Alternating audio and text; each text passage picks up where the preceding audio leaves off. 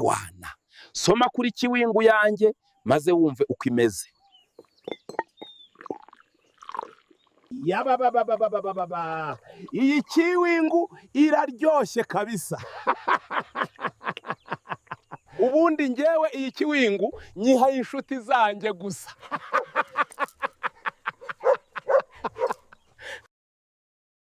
Rero urabona ko turi inshuti. Hari ikintu nifuza kugusaba koko. Nta kibazo rwose, mbwira kandi ndagufasha kuko uri inshuti yanjye. Ndashaka ko nimfa uzanshyingura mu rugo iwanjye. None se ko numva uri kuvuga ibyo gupfa? Ufite gahunda yo gupfa muri iyi minsi? Ibyisi ni hatari umuntu agomba guhora yiteguye. Niyo mpamvu mbigusabye hakiri kare. Okay. Ubwo binsabye nzabikora rwose kuko ni wowe inshuti yanjye ya danje mfite. Ndagufana kabisa. Nanjye ndagufana vrema.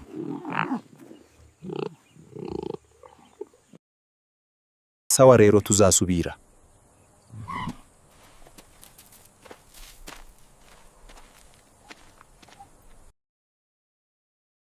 Umeze ute se sheri wanjye? Niriwe neza mu mbebe. Ngiye kwipfisha kugira ngo ndebe koko niba warupyisa ari inshuti yanjye. Uzamubeshya ko napfuye. Sawa nta kibazo. Ngiye kujya kumubwira ko wapfuye hanyuma tuze kugera hano wipfishije.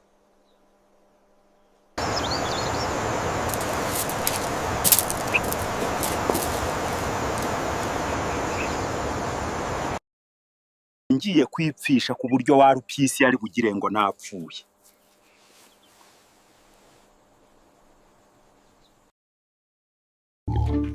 Ya baba umugabo wanjye ubu yamaze gupfa none ni wowe nje gutabaza.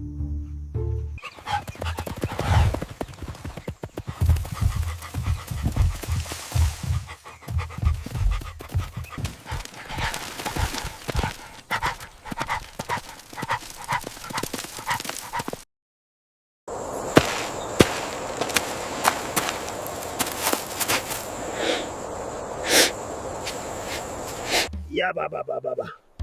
Kumbe uyu mufariseri yavugaga ko azapfa bizi ko azahita apfa. Reka nze mujyane mu rugo maze murye. Ari ibyo bita ryasiyo.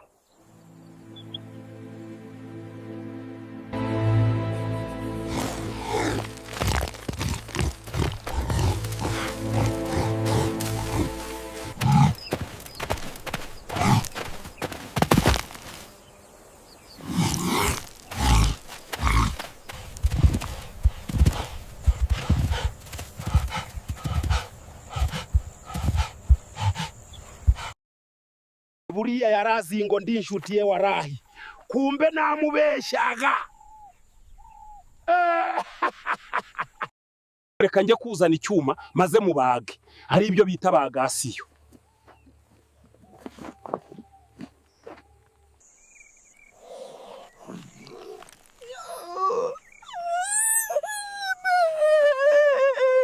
Yababababa. Narinzi ngo ni inshuti yanjye. Kumbe yaranjyaryaga. Reka nigendere ndamubonye kabisa.